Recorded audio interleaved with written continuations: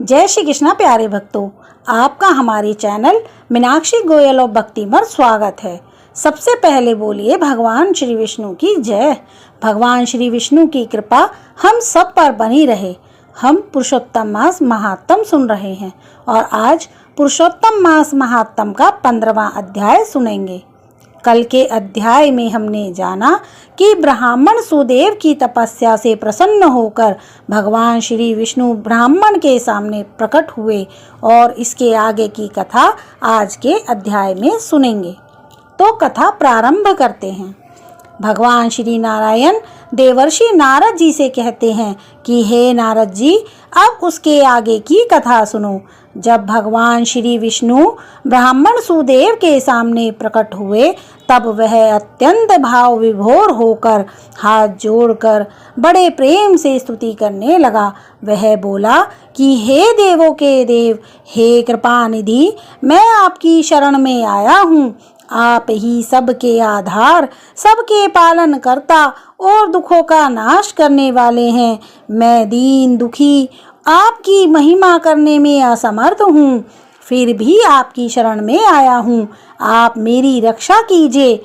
उसकी करुण पुकार और भक्ति से भरे वचन सुनकर मेघ के समान गंभीर वाणी में भगवान श्री विष्णु बोले कि हे वत्स, तुमने घोर तप किया है। मैं तुम्हारी तपस्या से प्रसन्न हूँ। तुम्हें जो चाहे वो वर मांग लो। ब्राह्मण सुदेव बोले कि हे दीनानाथ, हे नाथों के नाथ, यदि आप मुझसे प्रसन्न हैं तो मुझको एक श्रेष्ठ पुत्र दीजिए। पुत्र के बिना यह गृहस्थ जीवन मुझे सूना प्रतीत होता है। इस प्रकार ब्राह्मण के वचन सुनकर भगवान श्री हरि कुछ देर मौन रहे और फिर भगवान श्री हरि बोले कि हे वत्स, पुत्र का सुख विधाता ने तेरे भाग्य में नहीं लिखा है। मैंने तेरे भविष्य के सब अक्षर देखे हैं, परंतु 7 जन्मों तक भी तुझे बेटे का सुख नहीं है। भगवान के ऐसे वज्र प्रहार जैसे निष्ठुर वचन सुनकर जड़ से कटे हुए वृक्ष की भांति वो ब्राह्मण जमीन पर गिर पड़ा।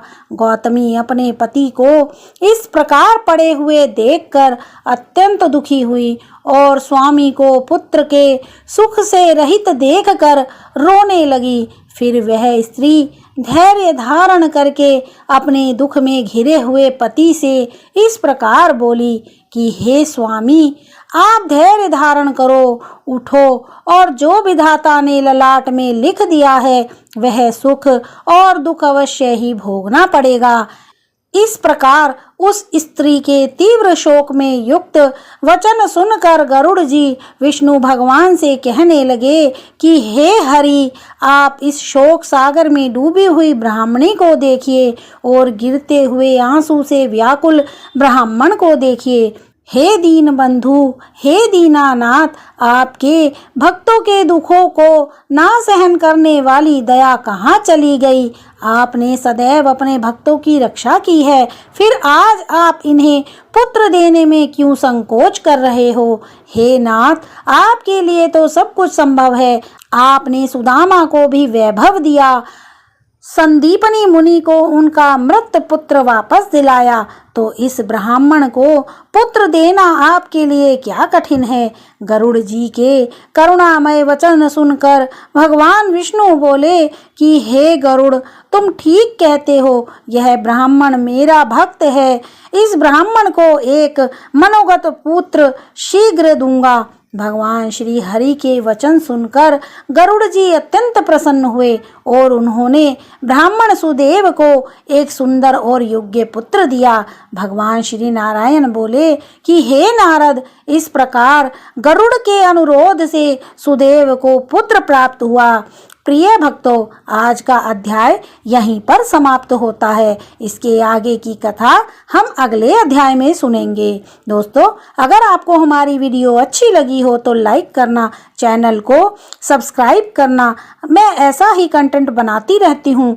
कमेंट में जय श्री हरि कृष्णा जरूर लिखना। जय श्री कृष्णा।